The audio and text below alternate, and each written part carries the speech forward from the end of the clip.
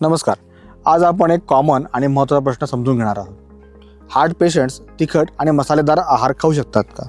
आणि अशा आहाराचा हार्ट रिदमवर काय परिणाम होतो? भारतामध्ये बहुतेक फूड नॅचरली स्पायसी असतात.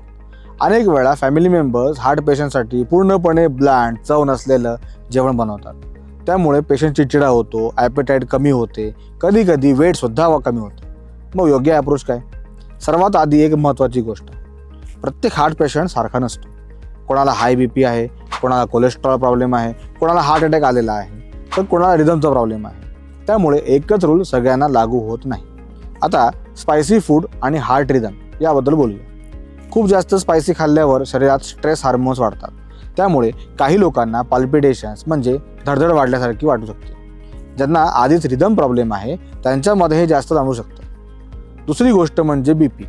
खूप स्पायसी आणि सॉल्टी फूडमुळे ब्लड प्रेशर टेम्पररीली वाढू शकतो. जर एखाद्याला हाय BP असेल तर जास्त स्पायसी फूड टाळणं योग्य ठरेल.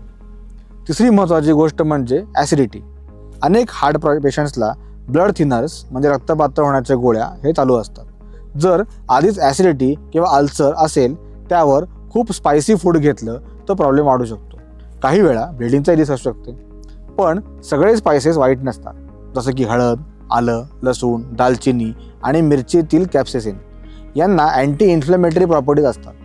मॉडरेट प्रमाणात घेतल्यास ते बॉडीमधील इन्फ्लमेशन कमी करण्यास मदत करतात आणि जे हार्टला चांगलं असतं. खरी समस्या फक्त स्पायसीमुळे नसते, तर जास्त ऑइल, जास्त सॉल्ट आणि जंक फूड यामुळे असते. Deep fried snacks, processed food आणि हाय सोडियम डाएट हे हार्टसाठी जास्त हार्मफुल असतात.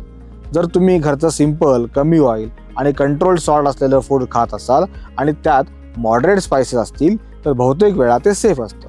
पण एक्स्ट्रीम स्पायसी आणि ऑइली फूड अवॉइड करणं चांगलं. जर स्पायसी खाल्ल्यानंतर वारंवार पाल्पिटेशन, डिझीनेस, ब्रेथलेसनेस, चेस्ट डिस्कम्फर्ट किंवा एक्सेसिव्ह स्वेटिंग होत असेल तर त्याकडे दुर्लक्ष करू नका. ECG सारखी सिंपल टेस्ट करून हार्टचा रिदम चेक करता येतो. फायनल वर्डिक्ट असा, हार्ट पेशंटने पूर्णपणे टेस्ट नसलेलं ब्लँड फूड खाणं गरजेचं नाही, पण बॅलेन्स खूप महत्त्वाचा आहे. मॉडरेट स्पायसेस चालतात, एक्सेस नाही. विशेषतः सॉल्ट कंट्रोल सर्वात महत्त्वाचा आहे. जर तुम्हाला हार्ट प्रॉब्लेम, BP किंवा रिदम संबंधित सिम्पटम्स असतील तर तुमच्या जवळच्या माधोबा क्लिनिक किंवा हॉस्पिटलला नक्की भेट द्या आणि प्रॉपर इव्हॅल्युएशन करून घ्या. आणि ही माहिती तुम्हाला जर खरोखरच युजफुल वाटत असेल तर व्हिडिओला लाईक करा. काही डाऊट असेल तर कमेंट बॉक्समध्ये लिहा आणि अशाच प्रॅक्टिकल हार्ट हेल्थ व्हिडिओजसाठी चॅनल सबस्क्राईब करा. धन्यवाद.